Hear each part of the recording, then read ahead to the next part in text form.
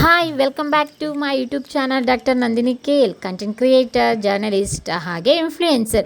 ಇವತ್ತು ನಾವು ಒಂದು ಹೊಸ ರೋಡ್ ಟ್ರಿಪ್ನ ಸ್ಟಾರ್ಟ್ ಮಾಡ್ತಾ ಇದ್ದೀವಿ. ಇದು ಭೀಷ್ಮ ಎದ್ದಾಗ ಅವನಿಗೆ ಇವಾಗ ಎದ್ದೊಳ್ತಾನೆ. ಅವ್ನು 6:30-7 ಗಂಟೆಗೆ ಒಂಚೂರು ಹಾಲು ಕಾಯಿಸ್ಕೊಡು. ಅದಾದಮೇಲೆ ಅವ್ನು ವಾಶ್ರೂಮ್ಗೆ ಹೋಗಿ ಬರ್ತಾನೆ. ಒಂಚೂರು ಸ್ಟಾರ್ಟಿಂಗಲ್ಲಿ ಅಳ್ತಾನೆ. ತಲೆ ಕೆಡ್ಸ್ಕೊಂಬೇಡ, ವಿಡಿಯೋ ಕಾಲ್ ಮಾಡಿ ನನಗೆ, ಓಕೆನಾ? ಬರಲಾ? ಬಾಯ್ ಬಾಯ್. ಎಸ್, ನಮಸ್ಕಾರ ಎಲ್ರಿಗೂ ಮತ್ತೊಂದು ಹೊಸ ವ್ಲಾಗ್ಗೆ. ಸೊ ಇವತ್ತು ಮತ್ತೊಂದು ಹೊಸ ಜರ್ನಿಯನ್ನು ಶುರು ಮಾಡ್ತಿದ್ದೀವಿ. ನಂದಿನಿ ನೋಡಿ ಅಲ್ಲಿ ಪ್ಯಾಕ್ ಮಾಡ್ತಾಯಿದ್ದಾಳೆ ಫುಲ್ಲು. ಫಸ್ಟ್ ಟೈಮ್ ಒಂದು ದೊಡ್ಡ ಜವಾಬ್ದಾರಿಯನ್ನು ನಾನು ಬೇರೆಯವ್ರ ಮೇಲೆ ಬಿಟ್ಟು ಹೋಗ್ತಾಯಿದ್ದೀನಿ. ಮನೆ, ನನ್ನ ಮಗ ಎಲ್ಲರೂ ಕೂಡ. ಪ್ರತಿ ಸಲವೂ ನಾವು ವ್ಲಾಗ್ ಮಾಡೋಕ್ಕೆ ಹೋಗಬೇಕಾದ್ರೆ, ಸ್ಟೋರಿ ಮಾಡೋಕ್ಕೆ ಹೋಗಬೇಕಾದ್ರೆ ಬೇರೆ ಬೇರೆ ಏರಿಯಾಗಳಿಗೆ, ಅಂದರೆ ಬೇರೆ ಬೇರೆ ಜಿಲ್ಲೆ ಆಗಿರ್ಬೋದು, ಬೇರೆ ಬೇರೆ ತಾಲೂಕಾಗಿರ್ಬೋದು, ಅಥವಾ ಬೇರೆ ಬೇರೆ ಬೆಂಗಳೂರಲ್ಲಿ ಯಾವುದೇ ಪ್ಲೇಸ್ಗೆ ಹೋದರೂ ಕೂಡ ನಮಗೊಂದು ರೀತಿ ಧೈರ್ಯ ಇರ್ತಿತ್ತು. ಯಾಕೆಂದರೆ ನಮ್ಮ ತಂದೆ ಇರ್ತಿದ್ರು, ಹಿಂಗೆ ಮ್ಯಾನೇಜ್ ಮಾಡೋರು.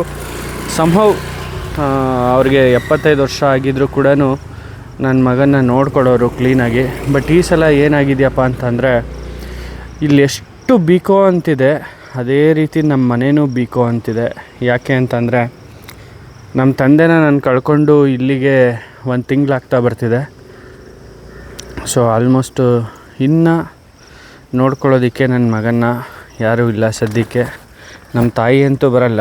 ಸೊ ನನ್ನ ವೈಫ್ ಅವರ ಅಪ್ಪ ಅಮ್ಮ ಅಂತೂ ಫುಲ್ಲು ಅವರು ರೈತಾಪಿ ಕುಟುಂಬ ಆಗಿರೋದ್ರಿಂದ ಕಷ್ಟ ಸಾಧ್ಯ ಮಗನ ಬಂದು ನೋಡ್ಕೊಳ್ಳೋದು. ಸೊ ಹಂಗಾಗಿ ಫಸ್ಟ್ ಟೈಮ್ ಬೇರೆಯವ್ರ ಮೇಲೆ ನಂಬಿಕೆಯಿಂದ ಬಿಟ್ಟು ಹೊರಟಿದ್ದೀವಿ. ಏನಾಗುತ್ತೋ ಏನೋ ಗೊತ್ತಿಲ್ಲ. ಸ್ಟಾರ್ಟ್ ಮಾಡೋಣ. Okay, so let start the journey.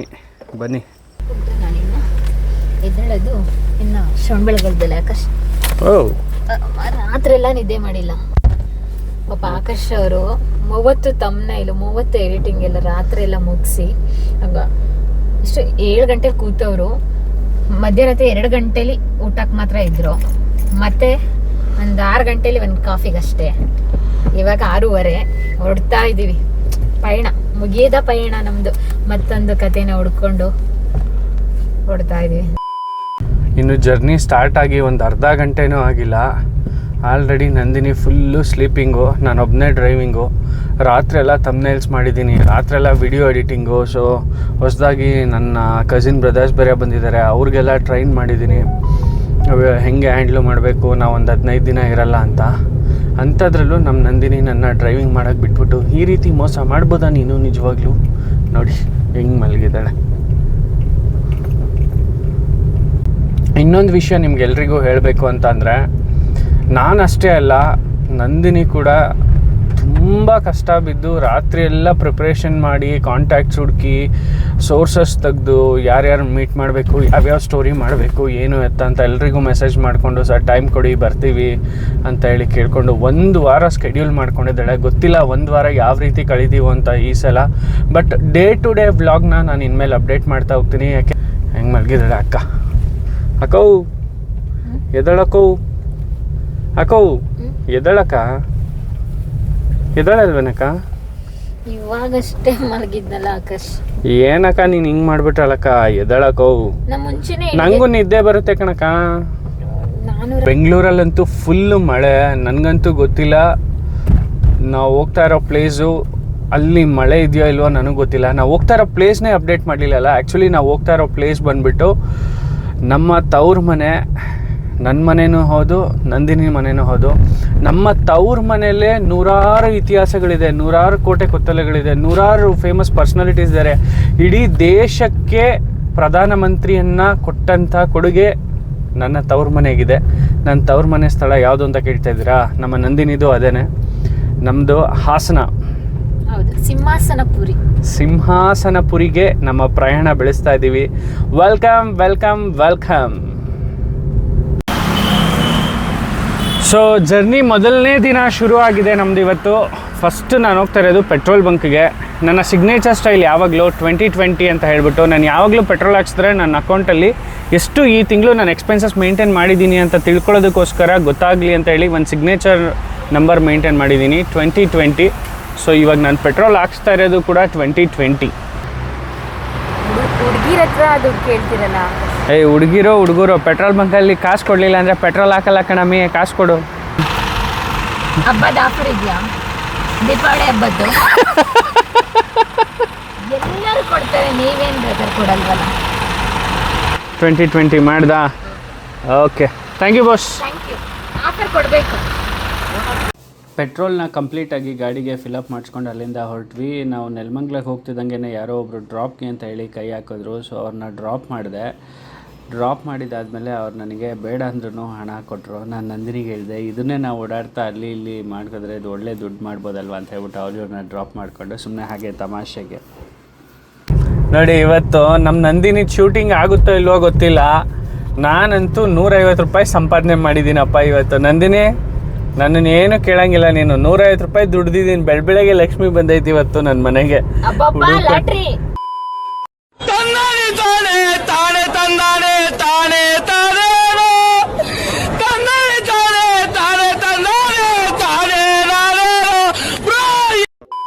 ಹೌದು ನಂದಿನಿ, ಅದು ಬೆಟ್ಟ ಇಲ್ಲ ಕಾಣಿಸ್ತಾ ಇದೆಯಲ್ಲ ಇಲ್ಲೆಲ್ಲ ಮುಂದೆ? ವಿಂಧ್ಯಗಿರಿ ಬೆಟ್ಟ ಮತ್ತೆ ಚಂದ್ರಗಿರಿ ಬೆಟ್ಟ, ದೊಡ್ಡ ಬೆಟ್ಟ ಮತ್ತೆ ಚಿಕ್ಕ ಬೆಟ್ಟ ಅಂತಲೂ ಕರೀತಾರೆ. ಒಂದು ಬೆಟ್ಟದಲ್ಲಿ, ವಿಂಧ್ಯಗಿರಿ ಬೆಟ್ಟದಲ್ಲಿ ನಾವು ನೋಡ್ತೀವಲ್ಲ ಗೊಮ್ಮಟನ ವಿಗ್ರಹ ಇದೆ. ಇನ್ನೊಂದು ಬೆಟ್ಟದಲ್ಲಿ ತೀರ್ಥಂಕರರ ಬಸದಿಗಳಿದೆ ಅಂತ ನಾನು ಕೇಳಿದ್ದೀನಿ. ಇವಾಗ ನಾವು ನೋಡಬೇಕು.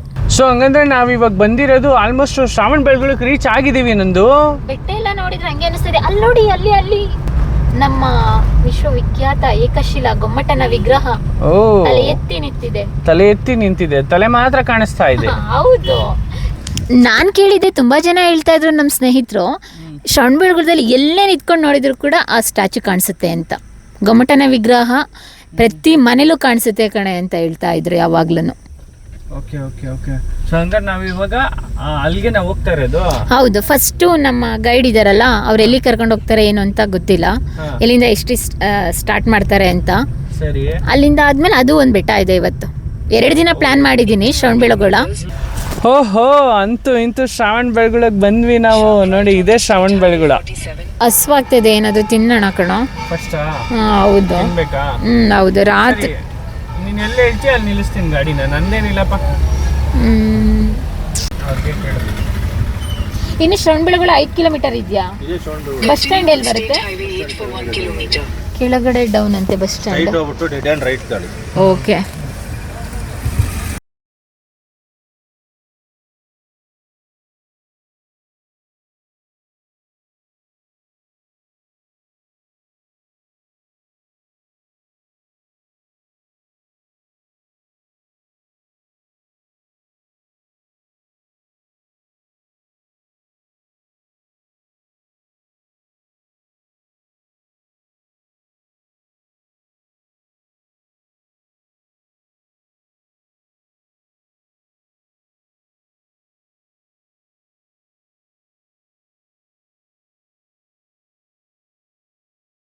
ಶ್ರವಣಬೆಳಗೊಳ ಅನ್ನೋದು ಒಂದು ತಾಲೂಕಲ್ಲ, ಚನ್ನರಾಯಪಟ್ಟಣದಲ್ಲಿ ಒಂದು ಕೇಂದ್ರ. ಶ್ರವಣಬೆಳಗೊಳ ಅನ್ನೋದು ಒಂದು ಪಟ್ಟಣ ಅಂತ ಹೇಳ್ಬೋದು. ಜೈನರ ಕಾಶಿ ಅಂತಲೇ ಹೆಸರುವಾಸಿ. ಇಂತೂ ಇದು ಯಾವುದೋ ಹೋಟೆಲ್, ರಘು ಅನ್ನೋ ಹೋಟ್ಲು ತುಂಬ ಚೆನ್ನಾಗಿದೆ ಅಂತ ಹೇಳಿದ್ರು. ಇಲ್ಲಿಗೆ ಬಂದ್ವಿ.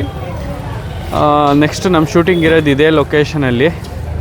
ಇಲ್ಲಿ ನೋಡ್ಬೋದು ವಿಂಧ್ಯಗಿರಿ ಮಹಾದ್ವಾರ ಅಂತ ಇದೆ ನೋಡಿ.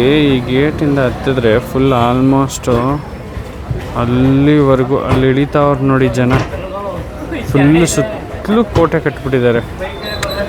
ವಾವ್, ಏನು ಸಕ್ಕತ್ತಾಗಿದೆ. ಮೇಡಮ್ ಅವರು ಬ್ರೇಕ್ಫಾಸ್ಟ್ ಆರ್ಡ್ರ್ ಮಾಡಬೇಕಾ, ಟೋಕನ್ ತೊಗೊಬೇಕಾ ಅಂತ ಕೇಳಿದ್ರು. ಒಂದೇ ಅವಾಜ್ಗೆ ಬ್ರೇಕ್ಫಾಸ್ಟೇ ಬಂದಾಯಿತು ನೋಡಿ.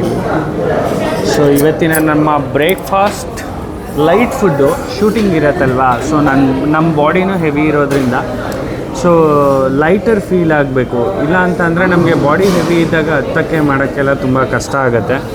So I am facing the situation and trying hard ಸಣ್ಣ ಆಗೋದಕ್ಕೆ. ಯಾವಾಗಲೂ ನನ್ನ ಫಸ್ಟ್ ಚಾಯ್ಸ್ ಇಡ್ಲಿ. ನಾನು ತುಂಬ ಬ್ಲಾಗ್ಸಲ್ಲಿ ನೀವೆಲ್ಲರೂ ನೋಡಿದ್ದೀರಾ, ಇಡ್ಲಿ ಯಾವಾಗಲೂ ಇಡ್ಲಿನೇ ತಿಂತಾ ಇರ್ತೀನಿ. ಯಾಕೆ ಅಂತ ಅಂದರೆ ಅಟ್ಲೀಸ್ಟ್ ಕಾರ್ಬೋಹೈಡ್ರೇಟ್ಸ್ ಕಂಟೆಂಟ್ ಕಮ್ಮಿ ಇರುತ್ತೆ ಅಂತ. So 2 idli with chutney and sambar. Taste good. ನೋಡಿ, ನಂದಿನಿ ಡಯಟ್ ಮಾಡ್ತಾ ಇದ್ದಾರೆ. ಪಲಾವ್ನ ಇವಾಗ ಹೇಳಿ ನಂದಿನಿ ಅವರ ಬ್ಯೂಟಿ ಸೀಕ್ರೆಟ್ ಏನು ಅಂತ ಗೊತ್ತಾಯ್ತಾ? ಪಲಾವ್ನ ರಿವ್ಯೂ ಮಾಡ್ತಾರೆ ಇವಾಗ. ನಮ್ ಸಿನಿಮಾದಲ್ಲಿ ಅವಳು ನೋಡಿರಲ್ಲ ಇವನಿಗೆ ಗೊತ್ತಿರಲ್ಲಪ್ಪ ಹೋಗ್ಬಿಟ್ಟು 90 ಹೊಟ್ಟೆ ತುಂಬ ತಿನ್ನಬೇಕು, ಕಣ್ ತುಂಬ ನಿದ್ದೆ ಮಾಡಬೇಕು, ಮನಸ್ಫೂರ್ತಿಯಾಗಿ ಕೆಲಸ ಮಾಡಬೇಕು. ಇಷ್ಟೇ ಜೀವನ. ಏನಂತೀರಾ? ಒನ್ ಮೋರ್ ತಿನ್ನೋಣ ಬನ್ನಿ. ಹೋಟ್ಲಿಂದ ಹೊಟ್ಟೆ ತುಂಬ ತಿಂಡಿ ಮಾಡಿಕೊಂಡು ಬಿಲ್ ಪೇ ಮಾಡಿ ಹೊರಗಡೆ ಬಂದ್ವಿ. ಬರ್ತಿದ್ದಂಗೆ ಗೈಡ್ ನಮಗೋಸ್ಕರ ಕಾಯ್ತಾ ಇದ್ರು. ಸೊ ಇಲ್ಲಿಗೆ ಶೂಟಿಂಗ್ ಶುರು ಆಗೇ ಹೋಯ್ತು ನಂದಿನಿದು. ಈ ಕಡೆದಾ? ಓಕೆ. ಇಷ್ಟೇ ಬೆಟ್ಟ? ಅಲ್ಲಿ ಏನು ಮೇಲ್ಗಡೆ ಇದೆ, ಹೊರಗಡೆ ಹೋಗ್ಬೇಕು. ಓಹೋ ಓಕೆ. ಇದೇ ದೊಡ್ಡದಾ? ಭಯಂಕರ ದೊಡ್ಡದಿದೆ ಬಿಡಿ ಇದು. 700 ಮೆಟ್ಲಿದೆ. ಹೇಗಿದ್ದೀರಾ? ಚೆನ್ನಾಗಿದೆ. ಇವರೇ ನಮ್ಮ ಇವತ್ತಿನ ಗೈಡು ವೀರಣ್ಣ ಸರ್. ಮಾತಾಡ್ತಾನೆ ಮೈಕೆಲ್ಲ ರೆಡಿ ಮಾಡ್ಕೊಂಡ್ವಿ, ವ್ಲಾಗಿಂಗ್ ಕಿಟ್ನ ರೆಡಿ ಮಾಡಿಕೊಂಡು ಶೂಟಿಂಗ್ನ ಶುರು ಮಾಡೇ ಬಿಟ್ವಿ. ಇಂಟ್ರೋನೂ ಆಗೇ ಹೋಯ್ತು. ಅವ್ರಿಗೂ ಕೂಡ ಕನ್ಫ್ಯೂಸ್ ಆಗೈತಿ ಏನು ಮಾಡ್ತಾ ಇದ್ದಾರೆ ಇವರು ಅಂತ ಹೇಳಿ. ಯಾಕೆಂತಂದರೆ ಎಲ್ಲರೂ ಇಂಟರ್ವ್ಯೂ ಅಂತಂದರೆ ಟಿಪಿಕಲಾಗಿ ಒಂದು ಜಾಗದಲ್ಲಿ ಕೂತ್ಕೊಂಡು ಅಥವಾ ಜಾಗಕ್ಕೆ ಹೋಗಿ ಒಂದು ರೀತಿ ಸ್ಟುಡಿಯೋ ಆ ಥರ ಎಲ್ಲ ಇಂಟರ್ವ್ಯೂ ಮಾಡಿರ್ತಾರೆ. ಆ್ಯಂಡ್ ಇವರು ಕೂಡ ಬಹಳ ಜನರಿಗೆ ಇಂಟರ್ವ್ಯೂ ಕೊಟ್ಟಿದ್ರು ಮುಂಚೆ ಅದೇ ರೀತಿ.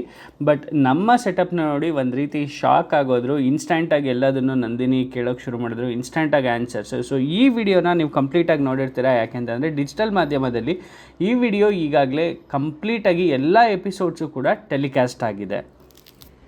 ನಮ್ಮ ಜರ್ನಿ ಇವಾಗ ಚಂದ್ರಗಿರಿ ಬೆಟ್ಟದ ಕಡೆಗೆ. ಸರ್ ಅಲ್ಲಿ ಕಾರ್ ಹೋಗುತ್ತಾ? ಹೇಗೆ ಏನು ನಡ್ಕೊಂಡು ಹೋಗ್ಬೋದಾ? ನಡ್ಕೊಂಡೇ ಹೋಗ್ಬೇಕು ಮೇಡಮ್. ಇಲ್ಲಿ ಕಾರ್ ಹೋಗುತ್ತೆ ಅಲ್ಲಿವರೆಗೆ. ಓಕೆ. ಬಸ್ ಸ್ಟ್ಯಾಂಡ್ ಇದೆಯಲ್ಲ ಅಲ್ಲಿವರೆಗೆ.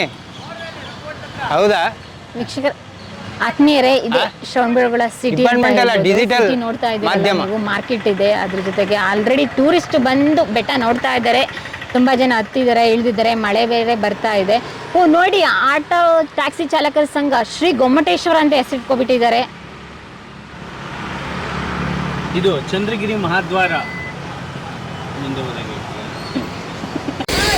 ಗಾಯ್ಸ್, ನೀವಿವಾಗ ನೋಡ್ತಾ ಇರೋದು ಟೋಟಲ್ ಆಗಿದು ಶ್ರವಣಬೆಳಗೊಳದ ಬಸ್ ಸ್ಟ್ಯಾಂಡು. ಇದೇ government bus stand. So almost ನೀವು ಇಲ್ಲಿ ನೋಡ್ಬೋದು ಹೇಗಿದೆ ಅಂತ ಹೇಳ್ಬಿಟ್ಟು. ಬಸ್ ಸ್ಟ್ಯಾಂಡು ತುಂಬ ಕ್ಲೀನಾಗಿ ಮೇಂಟೈನ್ ಮಾಡಿದ್ದಾರೆ. ಸೊ ಇಲ್ಲಿಂದ ಹಿಂದೆ ನೋಡ್ತಿದ್ರಲ್ಲ, ಚಂದ್ರಗಿರಿ ಬೆಟ್ಟಕ್ಕೆ ಹೋಗ್ತಾ ಇದ್ದೀವಿ ಇವಾಗ. ಸೊ ನೀವು ಇಲ್ಲಿ ನೋಡ್ಬೋದು ಮಾರ್ಕೆಟಲ್ಲಿ ಎಷ್ಟು ಕ್ಲೀನಾಗಿ ಮೇಂಟೈನ್ ಮಾಡಿದ್ದಾರೆ. ತುಂಬ ಕ್ಲೀನಾಗಿದೆ ರೋಡ್ಸ್ ಎಲ್ಲ. ಸೊ ಬನ್ನಿ, ಲೆಟ್ ಸ್ಟಾರ್ಟ್. ಸೊ ಇವತ್ತಿನ ಸಂದರ್ಶನ ಶುರುವಾಗಿದೆ. ಸೊ ಈಗ ಆಲ್ರೆಡಿ ನಂದಿನಿ ಇಂಟ್ರೊಡಕ್ಷನ್ ತೊಗೊಂಡು ಅವ್ರನ್ನ ಪರಿಚಯ ಮಾಡಿಕೊಟ್ಟು ಇತಿಹಾಸನ ಕೇಳೋದಕ್ಕೆ ರೆಡಿಯಾಗಿದ್ದಾರೆ. ಸೊ ನೀವು ರೆಡಿಯಾಗಿರ್ತೀರಿ ಅಂದ್ಕೊಳ್ತೀನಿ. ನಿಮಗೆ ಹೆಚ್ಚಿನ ಇತಿಹಾಸದ ಬಗ್ಗೆ ವಿಡಿಯೋ ಬೇಕು ಅಂತ ಅಂದರೆ ಡಿಜಿಟಲ್ ಮಾಧ್ಯಮದಲ್ಲಿ ಹೋಗಿ ಚೆಕ್ ಮಾಡಿ. ಹೀಗೆ ಗೈಡ್ ಜೊತೆ ಮಾತಾಡಿಕೊಂಡು ಕಂಪ್ಲೀಟಾಗಿ ಇನ್ಫಾರ್ಮೇಷನ್ ತೊಗೊಂಡ್ವಿ. ಶ್ರವಣಬೆಳಗೊಳದ ಕಂಪ್ಲೀಟ್ ಟೂರ್ ಆಯಿತು. ನಮಗೆ ಒಂದು ದಿನ ಹೋಗಿದ್ದೇ ಗೊತ್ತಾಗಲಿಲ್ಲ. ಬಟ್ ಅಚಾನಕ್ಕಾಗಿ ನಮಗೆ ಪರ್ಸ್ನಲ್ ಕಮಿಟ್ಮೆಂಟ್ ಇದ್ದಿದ್ದರಿಂದ ಸಡನ್ನಾಗಿ ನಾವು ಬ್ಯಾಂಗ್ಳೂರು ರಿಟರ್ನ್ ಬರಲೇಬೇಕಾಯಿತು. ಅದಾದ ನಂತರ ನಾವು ಇನ್ನೊಂದು ದಿನ ಪ್ಲ್ಯಾನ್ ಮಾಡೋಣ ಅಂತ ಹೇಳಿ ಒಂದೇ ದಿನ ಎಷ್ಟು ಕವರೇಜ್ ಮಾಡೋಕ್ಕಾಗುತ್ತೋ ಅಷ್ಟನ್ನು ಕವರ್ ಮಾಡಿಕೊಂಡು ಬ್ಯಾಂಗ್ಳೂರಿಗೆ ರಿಟರ್ನ್ ಆದ್ವಿ. ಇನ್ನೊಂದು ವಿಡಿಯೋದಲ್ಲಿ ಡೇ 2 ವ್ಲಾಗ್ ಹೇಗಿತ್ತು ಅನ್ನೋದನ್ನು ಕಂಪ್ಲೀಟ್ ಪಿಕ್ಚರ್ನ ನಿಮಗೆ ನಾನು ಕೊಡ್ತೀನಿ. Thank you. ಅಲ್ಲಿವರೆಗೂ ನೋಡ್ತಾ ಇರಿ ನಮ್ಮ doctor Nandini KL vlogs. Like ಮಾಡಿ, ಸಬ್ಸ್ಕ್ರೈಬ್ ಮಾಡಿ, ಹಾಗೆ ಶೇರ್ ಮಾಡಿ.